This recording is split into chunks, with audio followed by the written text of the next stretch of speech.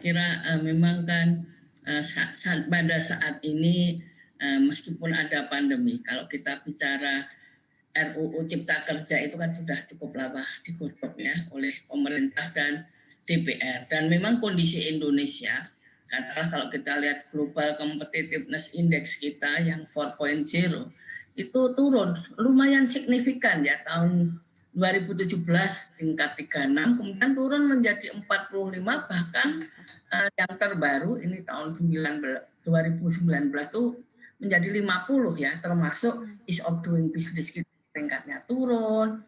Dan juga kalau kita bicara World Digital Competitiveness Index kita ya, itu juga kita termasuk rendah.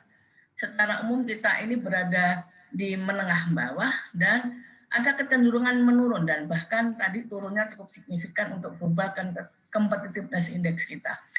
Nah, ini yang membuat tentunya bahwa kalau kita ingin mendorong investasi dan bisnis, mau tidak mau itu kita memang harus memperbaiki, dan kita tahu banyak sekali ya yang terkait dengan masalah investasi dan bisnis yang dihadapi oleh dunia usaha atau investor ya.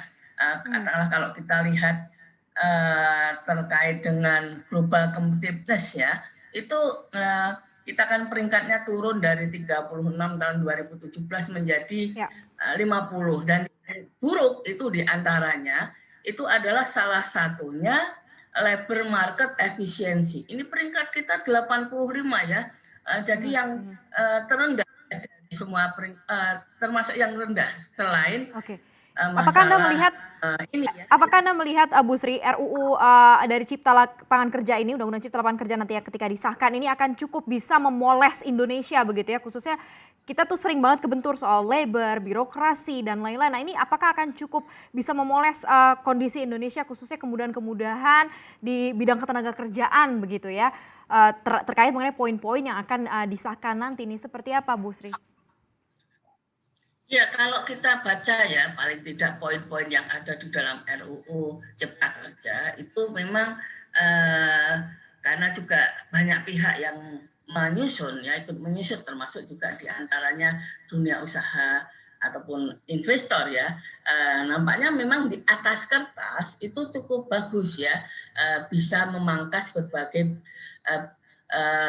birokrasi, inefisiensi, dan juga berbagai hambatan yang dihadapi oleh dunia usaha, termasuk misalkan masalah tanah, masalah ketenaga kerjaan, masalah perizinan, dan juga termasuk dengan UMKM. Jadi berbagai yang dibuat ya, yang disusun di dalam RUU Cipta Kerja itu memang di atas kertas, saya percaya itu pasti sudah yang terbaik paling tidak dari pihak yang menyusun. Hanya saja kan kita juga tahu di Indonesia ini masalahnya kan seringkali adalah pada implementasinya.